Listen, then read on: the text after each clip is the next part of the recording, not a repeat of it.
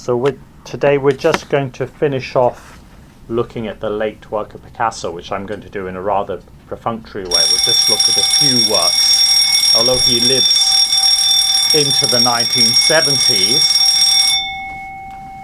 this is, I think, a great many number of people would say his later works are, on the whole, less interesting. You know, you can say that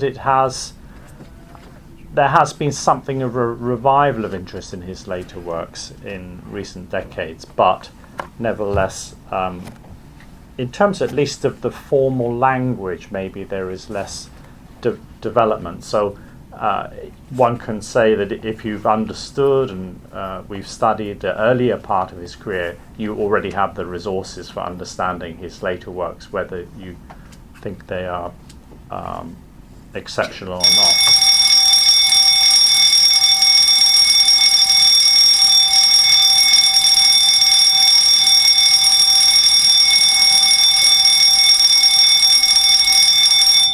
Since there's fire alarm testing going on all the way through, I think I'll take the strategy of just stopping talking when there is an alarm, because rather than try to force my way past it. So that'll make for a slightly more interrupted style today. Okay, so I'll just choose a very few examples from the second half of the century, which in any case is not our main temporal focus for looking at art in this particular course. During the Cubist period, when he was developing the language of Cubism, say 1907 to 1914, along with Braque, one could say, and I have said, that perhaps the main subject of that art is art itself. Now that's in two senses. One sense is that the subject matter is often studio still life. It's the environment of art making directly around him that he's choosing as his subject matter often. But more importantly, more deeply, perhaps, there is the way in which he's making the very means of art itself a subject, you know, playfully deconstructing, shading, modeling, and perspective, the two main tools of illusionistic art, mimetic art, realist art. And then, having established the language of Cubism in the works we saw last week in the post First World War period, the language is already developed, so there's a little bit more freedom in using that language to say things. One is less concerned with the language itself, but more with what it can say. So you see a slight broadening of subject matter in Picasso's work that is using the Cubist vocabulary. At the same time, yes, we also saw him using non-Cubist styles, even a sort.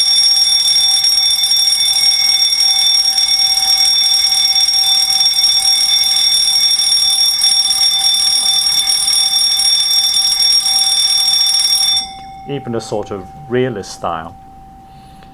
But in the works which were Cubist, you see a wider range of subjects. Now, art still, I was trying to argue last time, is one of the main subjects of his art. We see him many studio scenes, art about art still.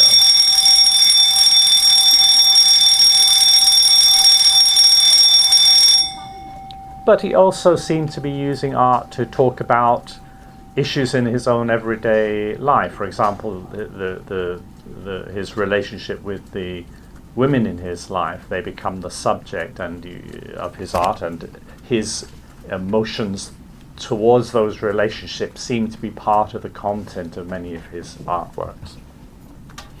But then, in 1937, something changes. We see a new kind of subject coming into his art, which hadn't been important up to that time at all, really, and that is politics. And the occasion for this is the Spanish Civil War. Picasso, as a Spaniard, his own country is thrown into civil war, which, you know, all war is terrible, but civil war has particularly nasty problems about identity, that you are thrust between one side or another.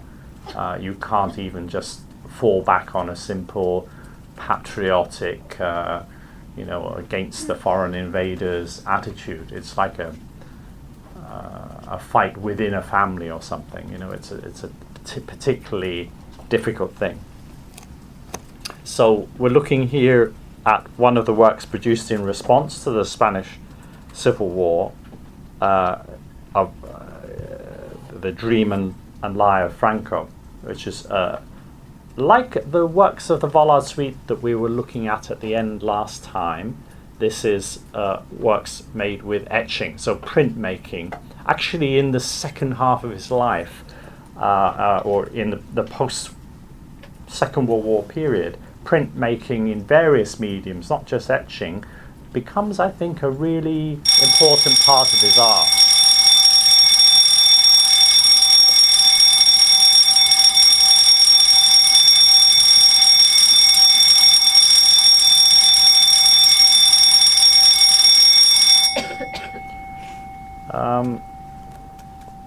Graphic art in general becomes very important in his output of that time, and amongst the more successful of the images he produces, I think.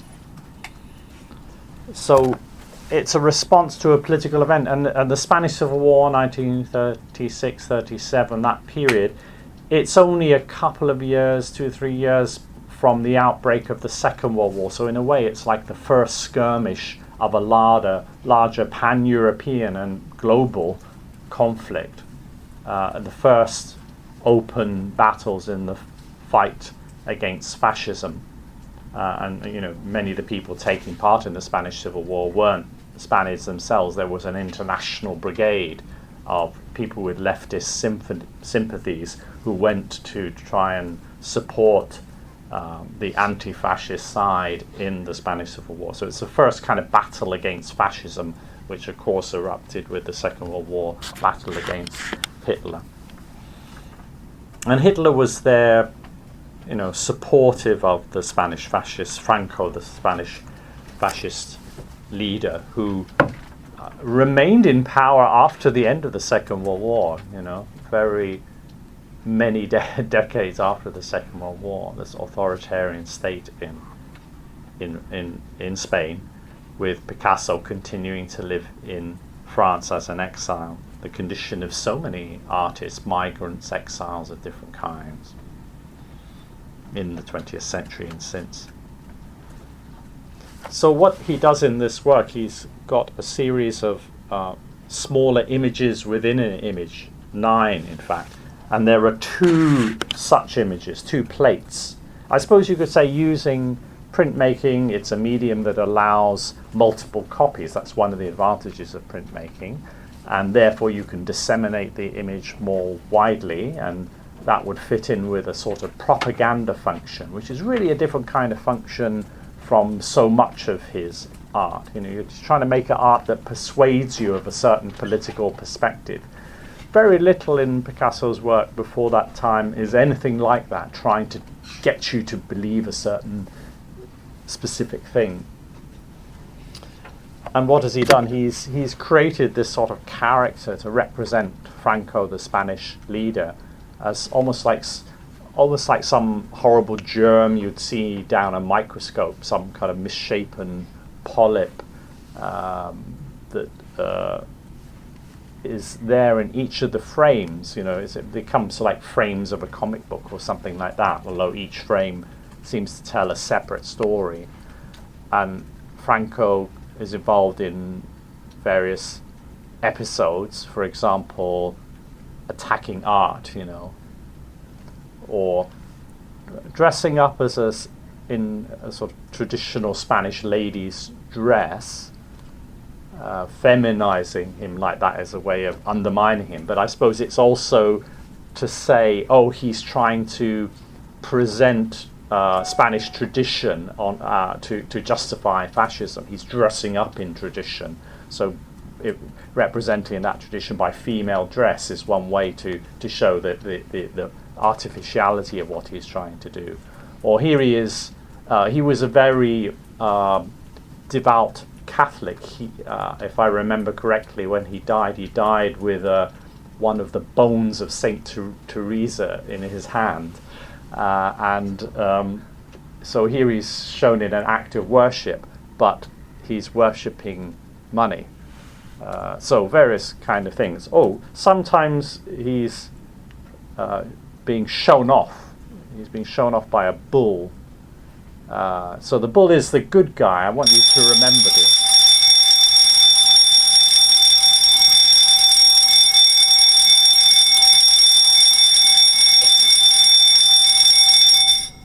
The bull is the good guy because he's getting rid of Franco. That's worth remembering because we're going to look in a minute at the most important work by Picasso of this period, the Guernica, where the bull is really playing a more ambiguous role. This is the second sheet. Actually, you can see the same character here at the top, but then the imagery starts to change a bit.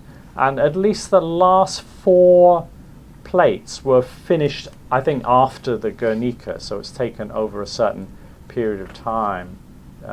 He says he's working from the 9th of January 1937 to the 7th of June 1937. He dates it.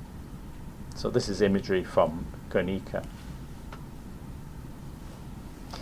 It's something a little funny, I suppose, to be using caricature, because in his earlier work there are certainly great distortions of facial features, but we're not meant to read them as caricatures or as violence to the figure. We're meant to read them as neutral stylistic conventions. But here that's not the case. So there's a conceptual shift, I think, between the two.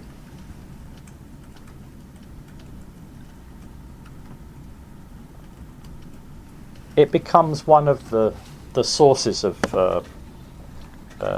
Guernica motifs in a sense. The bull is here, but it has its own identity. Let's go on then to look at Guernica, the most important work he produced of this period, 1937. The Guernica is the name of the sort of capital city of the Basque region. It's a region of France that has a strong sense of its own autonomy, a bit like Hong Kong within China, or especially again in Spain. Catalonia has a very strong sense of its own identity. They're having an independence poll this year, haven't they?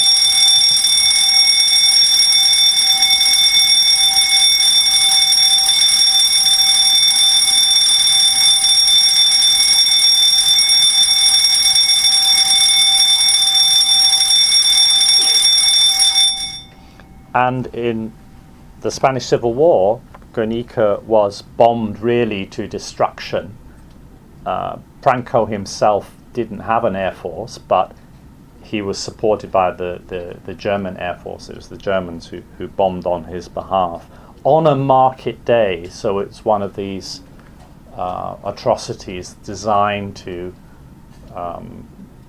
cause maximum civilian carnage. It's the sort of thing we associate nowadays with terrorist outrage, but of course states also engage in this kind of thing.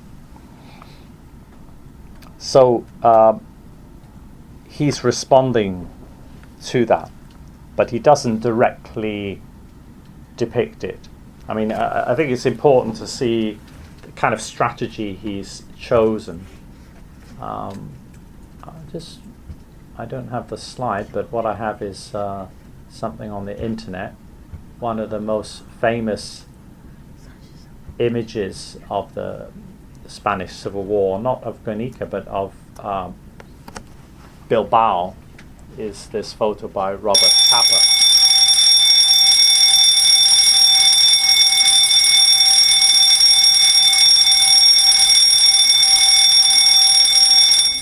So here's I'd like just to give you a sense of here's a choice that Picasso has to make of how to respond to this event.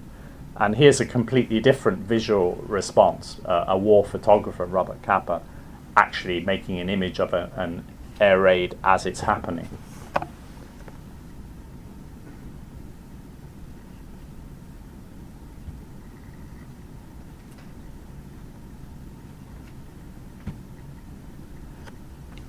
Picasso was commissioned to produce this work. It wasn't something he just chose himself to do. He was commissioned by the Republican side in the Spanish Civil War for a Spanish pavilion at the World's Fair in 1937.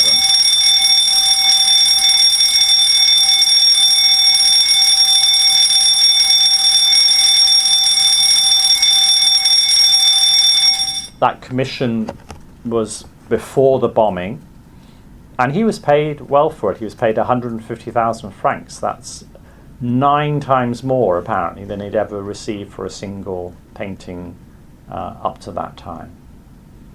So it was before the bombing. The commission was already, accepted. Very large image. 11 foot tall by 25.6 foot in length. So mural-like in its scale, although it's a standalone painting.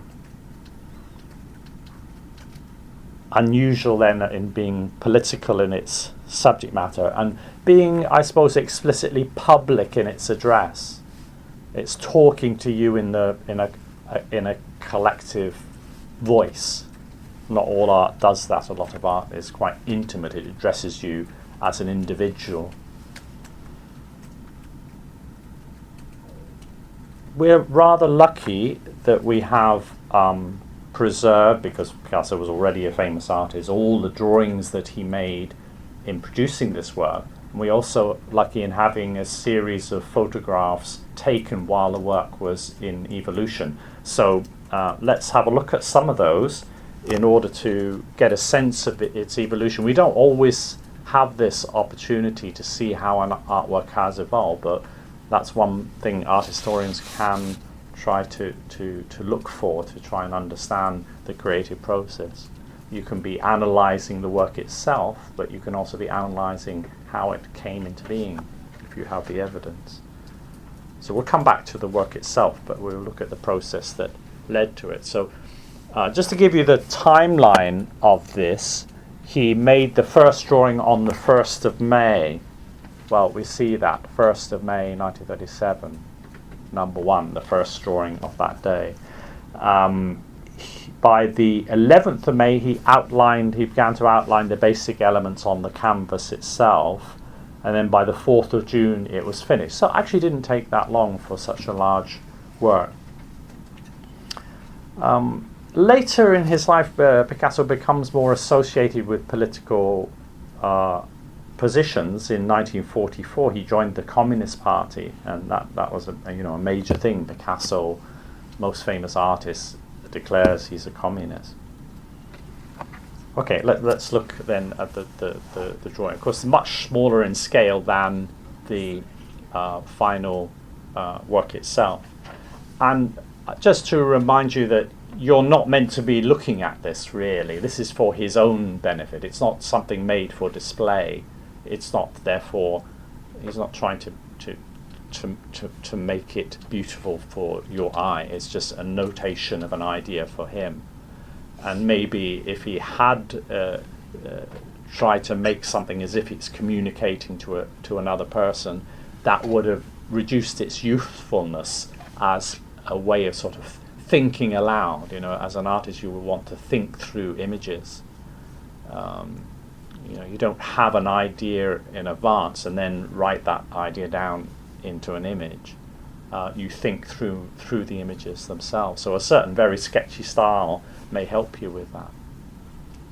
And we'll see a different kind of working process than, say, with Matisse. Matisse will start from an object, something in the real world, and then hone it down, refine it, reduce it, distill it. That's not quite what Picasso does in this case anyway. He's moving sideways, shifting from one thing to another, different ideas coming up, and then there is gradually a kind of honing down, perhaps, but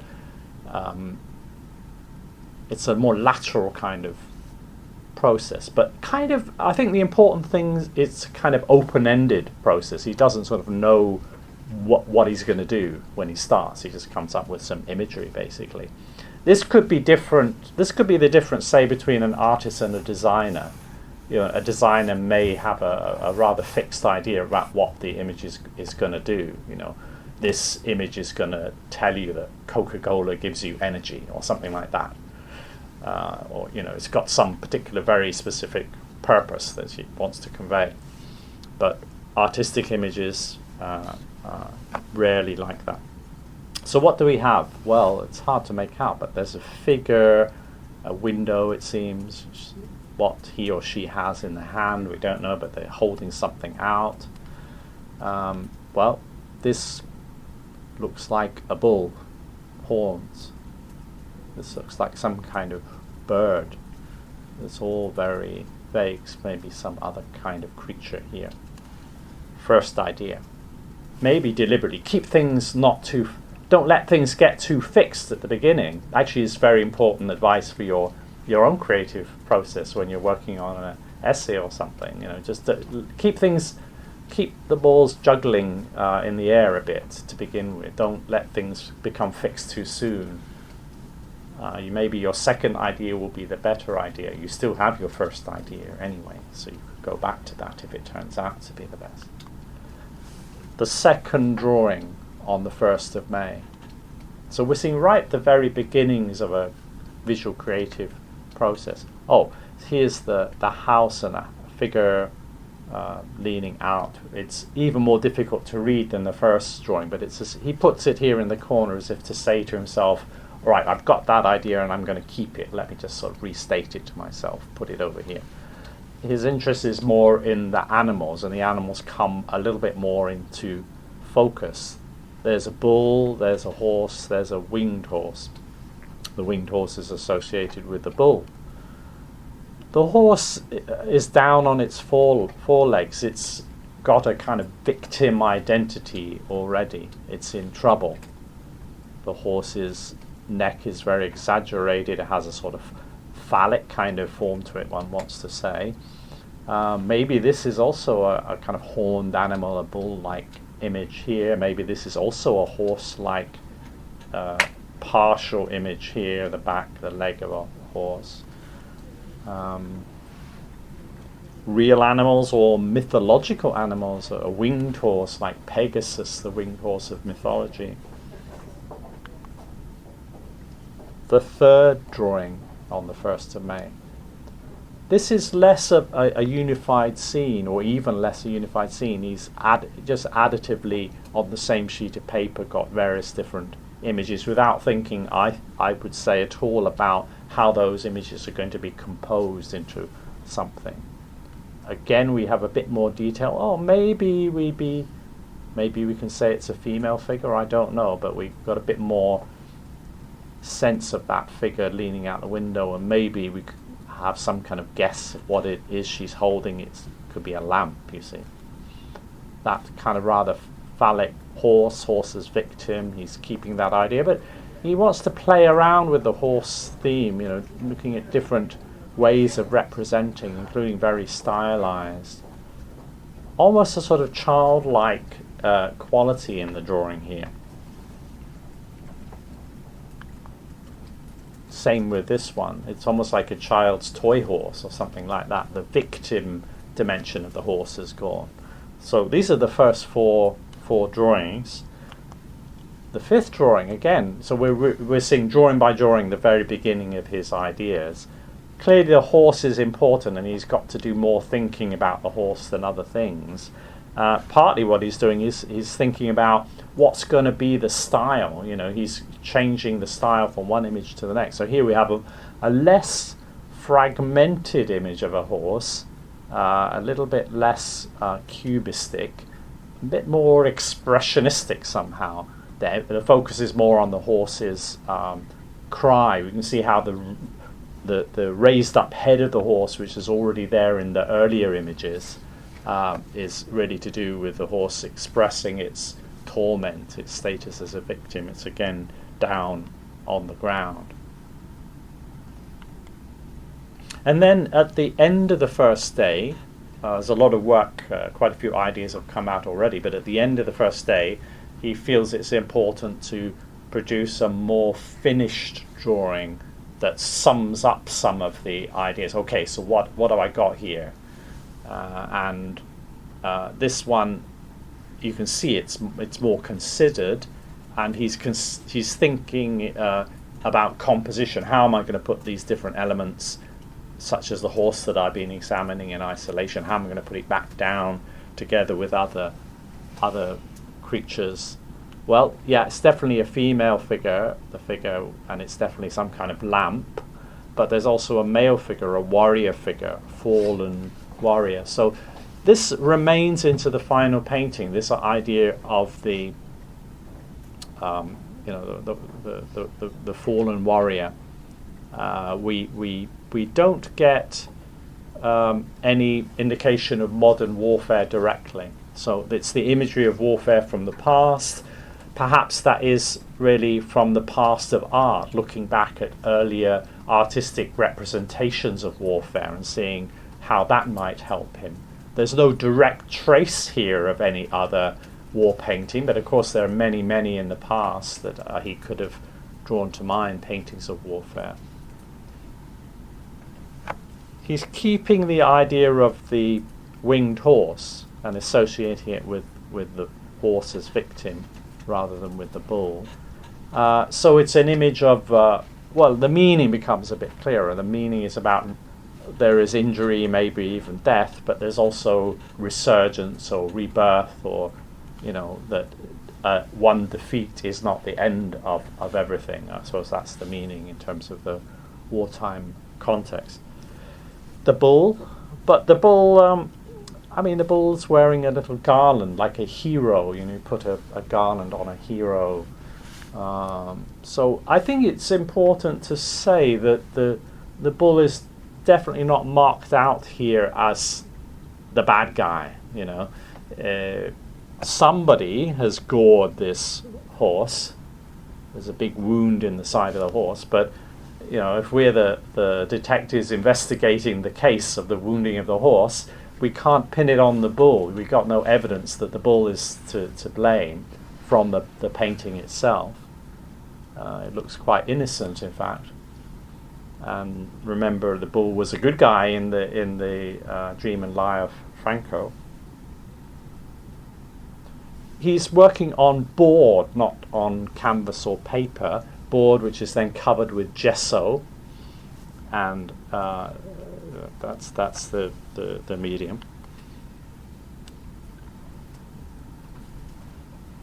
A similar kind of more finished study, but here changing the arrangement of the composition. Let me speed up now. I've talked quite a bit about those early drawings. Here's a drawing where we start to see the notion of the horizontality of the Guernica coming in. So then that, he has to rethink about the whole question of composition. We've got raised fist salutes, so that's a sort of contemporary reference, symbol of triumph or solidarity or resistance. That's going to go before we reach the final work. The human element is still present, but it's reduced in the final work. Animals have a bit more of the role of the drama. Well, we have a woman, maybe a woman and child image here, which will stay. Right, now these are the photos of the actual work itself in the space where he was working on it. So outlining in linear terms. I'll go through fairly quickly. There's still that raised fist salute, in fact, here.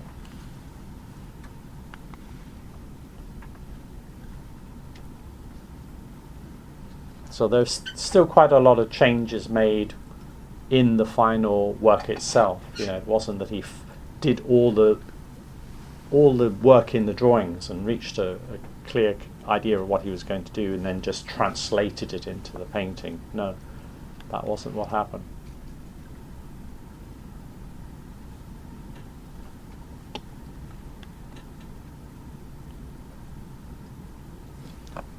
You can see how he's covered over certain parts of the painting while he's working on it.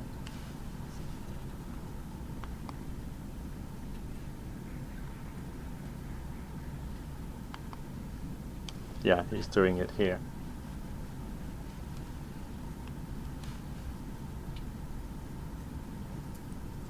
That raised fist salute has gone, so we have fallen warriors rather than resistant warriors.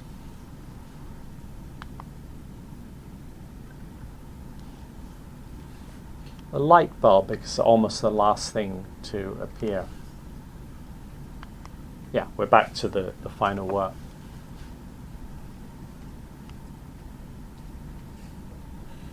There are two sources of light close to each other, the bare light bulb and the lamp. Well, maybe jagged kind of representation of a harsh light bulb's glow creates a kind of contrast with the lamp, a little light of hope or something like that, or bringing to light the bad thing that's happened. As well as the jagged form of the light, there's also this here by the door, jagged forms. Maybe this is as close as we come to some representation of the bombing itself. In the early scenes, the woman seemed to be leaning out of a window, but here we have a feeling of an interior space, largely a sort of interior space. Maybe he's infected by the actual space he was working in some sense. That can happen. So largely the animals are important, although, yeah, there are a lot of human figures, but it's not just a human story. Animals help carry the sense of emotion. And the horses remain the victim. We see the gouge in the side of the horse. Expressive distortions of the features give it quite a kind of expressionistic feel, but the language is more derived from Cubism. The way he's playing with facial features is from Cubism, but it's used more for an expressive effect. I would say increasing the size of the hands to give them more expressive power. There's a flower, that's also a little kind of symbol of hope or something. We don't have that winged horse anymore. There's nothing overtly mythological here in the final work. And of course everything is reduced almost to black and white, maybe a little blue or cream or something, but it's basically monochrome, so a reductive quality. Of course, all the way through, maybe colour has been not that important for Picasso, not that expressive or decorative. Basically, that's not been his strong point as an artist. So it's not such a big sacrifice for him to make to get rid of colour. And here, I think it does narrow things down, and it suits the seriousness of the subject matter. The kind of little sort of hatching of linear marks on the horse's body. It's almost like a kind of collage-like effect that he's used. Even here, one can't say for sure that the bull is the bad guy. That the bull represents, fascism or Franco or anything like that. Picasso's own explanation, he says, the bull is not fascism, but it is brutality and darkness. The horse represents the people. The Guernica is symbolic, allegoric. That's the reason I use the horse, the bull, and so on. The mural is for the definite expression and resolution of a problem, and that is why I use symbolism. So very different from what he normally does. And I would say there's some limits to the extent that, you know, the bull can easily be read as a symbol of fascism or of brutality, as he puts it. And certainly the fact is that the bull has a different lineage in his own art. We just saw that it was attacking Franco in the Dream and Lie of Franco, for instance. And it's also a fact that different people interpreting this painting have come up with different readings of what the bull represents, you know, almost diametrically opposed readings. Something that is to be considered in a way is a very big question, is whether modern styles of art are suitable for some kind of political art. And Guernica is a good test case. Realist styles allow you certain things that a modernist style doesn't allow. You could talk about the details of warfare. But nevertheless, in the middle of the century, the 1930s and 40s, realism was often associated with rather reactionary regimes, with Stalin and with Hitler. You know, in the 20th century, realism was often being used to subvert truth rather than to oppose, regimes, authoritarian regimes. Same thing in China, in Maoist China, the pseudo-realism of the Maoist era. So modernism has a possibility of escaping from all that, but its problem often is that you can't expect a wider audience necessarily to be able to read this language.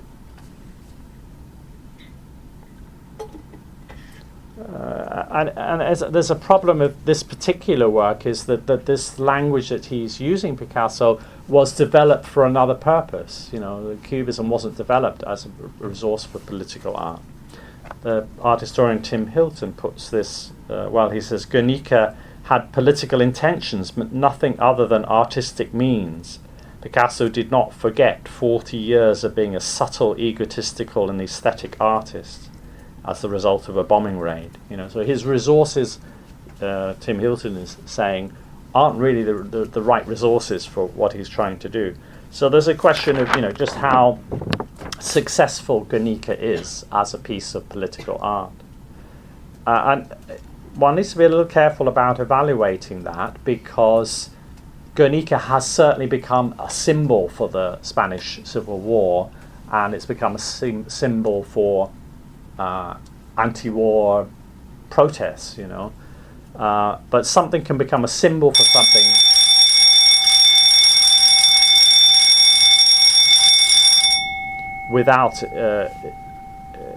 without people actually bothering to look at what it means. You know, I can remember once while Franco was still in power, you know, we were all filling in postcards to complain about fascism in Spain. And I'm not sure that everyone who filled in the postcards of Guernica could give you a reading of what the different imagery in Guernica meant. But that didn't matter. The work of itself had become a symbol of anti-war, anti-fascism. You know, and it retains that kind of meaning to today. Partly it developed that meaning because Picasso refused to have it go back to Spain, and he said, can go back to Spain only when there is democracy in Spain. So it became a symbol of the fight for democracy in Spain. It went to live in the Museum of Modern Art in New York for many, many, many, many years. Living, you know, the artwork itself sort of lived in exile the way the artist had done. And it made the triumphant return to Spain after the end of the fascist regime. And when the first let me get the facts right. In February 2003, when the Americans and their allies were announcing the Second Iraq War, there was a room, a kind of ante-room to the UN Security Council chamber that had a mural of, a copy of Picasso's Guernica in that room. I suppose because its values were aligned to the value of the UN.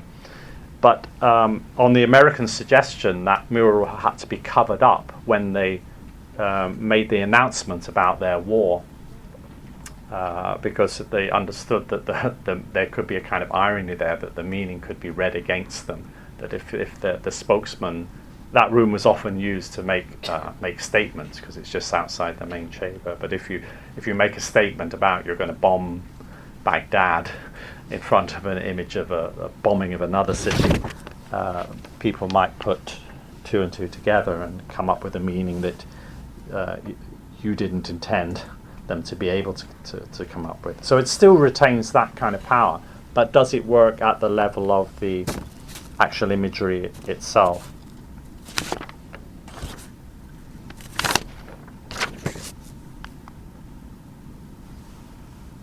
Just one or two ideas about sources for the image. David's The Intervention of the Sabine Women. I'm thinking of the kind of antique imagery of spears and so forth to talk about warfare.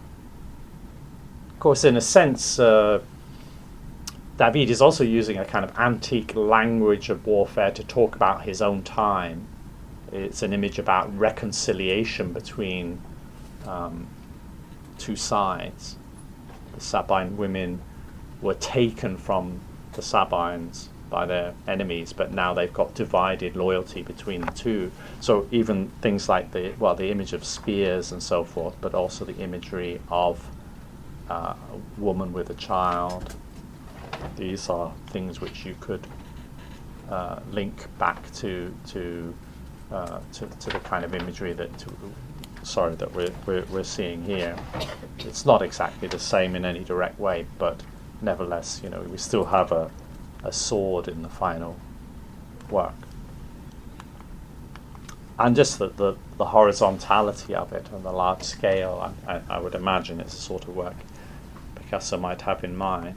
But also rather smaller scale work, the Goya's Disasters of War. I think he probably had those in mind, the series of etchings that Goya produced. It's a similar kind of situation to a civil war, you could say. It was a war where the Spanish were fighting against the French, but the French were on the side of enlightenment, the side that Goya would naturally want to be supporting.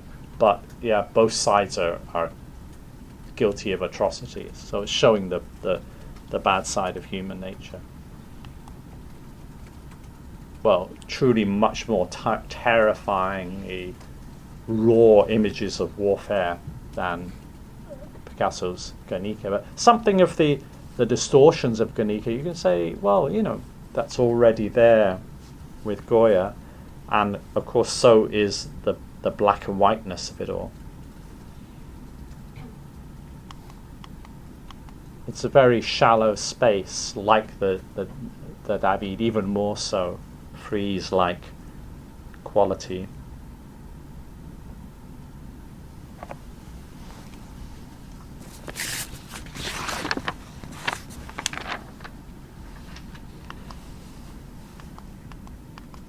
Okay, maybe that's enough about that. So, looking to his later life, often Picasso is, I suppose it's because he's getting older, he's thinking about his place in history. That may be part of it. He's starting to do works that are after those of old masters. He's opening up a kind of dialogue with other great artists of the past, and amongst them Velázquez, the great Spanish artist, perhaps to many the greatest Spanish artist, taking his most famous painting, iconic painting, Las Meninas, and he does a whole series of variations on that, Same thing as you can have in music, variations on a theme. The theme could be something quite well known, or anyway it's established, and then you do variations like Beethoven's Diabelli variations are very, very varied. He takes a waltz and then presents it as a march and things like that, so you can play around quite a lot with the original material. But that's what Picasso is doing in visual terms. Since it's such a well-known original, that gives you a bit more freedom to do. You see the original even as you see the variation, and he doesn't have to worry about making things illegible because you know it so well already.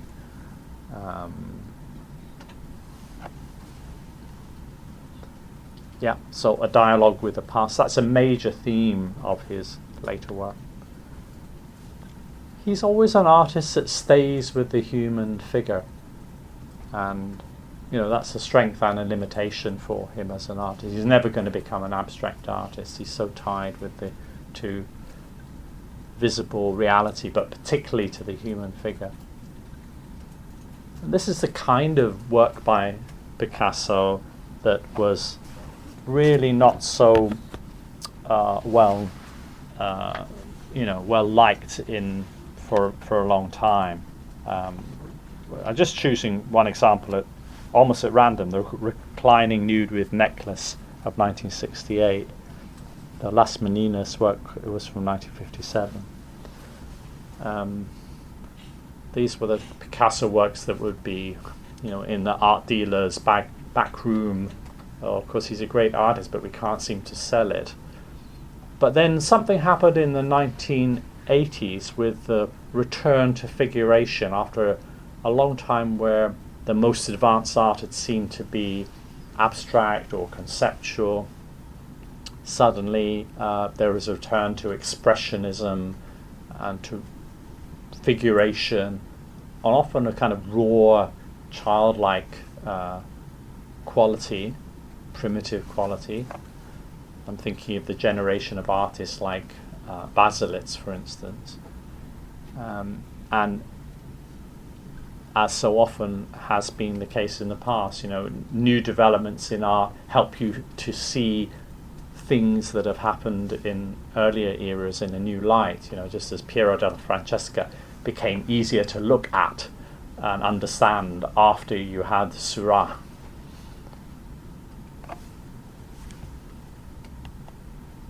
And just to back up the point I made about how his later work, often it's the graphic work rather than the painting which can be of interest. This is a self-portrait from 72, so within about a year of his death. This is a very old man who knows he's not going to be alive that much longer. Death is a theme that he does deal with. The erotic is also a theme he deals with. It's almost a face as a skull, looking in a mirror and seeing a skull,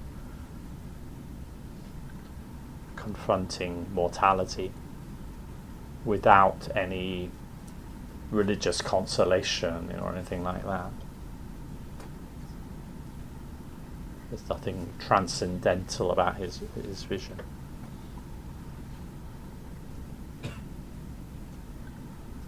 Actually, there are not that many self-portraits or direct self-portraits. Some of the imagery of the Vollard suite, the Minotaur and so forth, you could say that has a kind of biographical dimension to it. But direct self-portraiture, relatively rare. Okay, let's take our break there. So we'll come back to look at some developments in Chinese art to introduce our cross-cultural dimension.